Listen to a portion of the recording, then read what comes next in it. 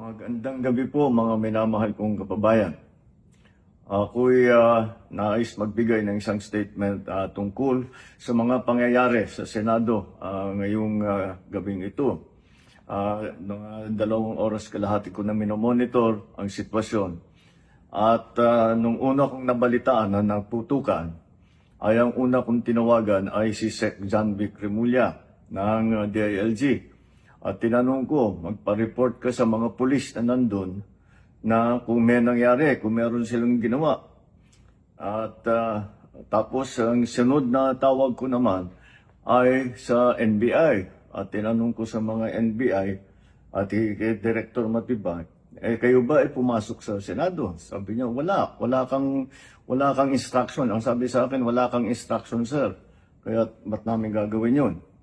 Kaya masasabi ko sa ating mga kababayan, yung nakikita po ninyo na naka-uniforme sa loob, sa mga sa news, ang mga naka-uniforme doon, 2 klase. Yung PNP, police, na naka-duty sa Senado.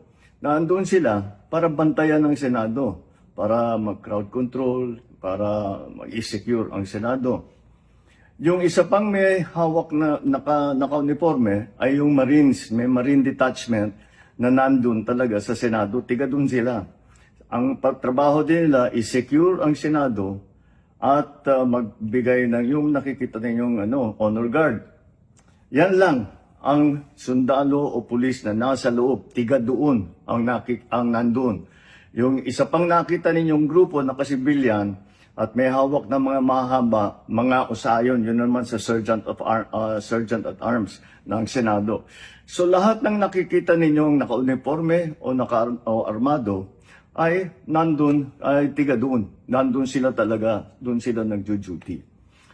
At isa pa ay nais kong maibida sa inyong lahat, wala pong instruction kahit na kanino na hulihin si Senator Bato. At ang nangyari, ang NBI, sinabihan ko nung lumabas yung resolution ng Supreme Court, mga 4:00 yung kaninang hapon, ay sinabi ko, umalis na kayo dyan. Nag-comply naman sila.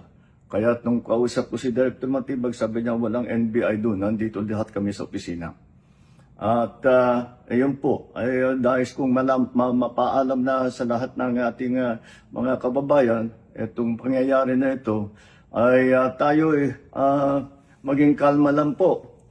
Nakausap ko na si Senate President Alan Cayetano at nag-agree kami. We agree that the thing to do now is to tell our people all to calm down.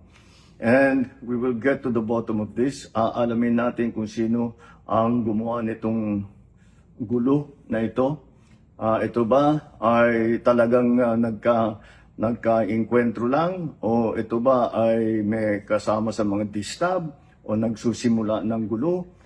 Kailangan po natin malaman yan. Kaya mag-iimbestiga sabay ang Senado at saka ang PNP tungkol dito. Masasabi ko lang at para hindi po mag-alala ang taong bayan, hindi po gobyerno ang gumawa nito. Walang pumasok na tigalabas na sundalo, na militar, na NBI sa Senado. Hindi po natin alam kung sino yun na sumubok na pumasok at saka dahil doon ay nagkaputukan. Aalamin po natin.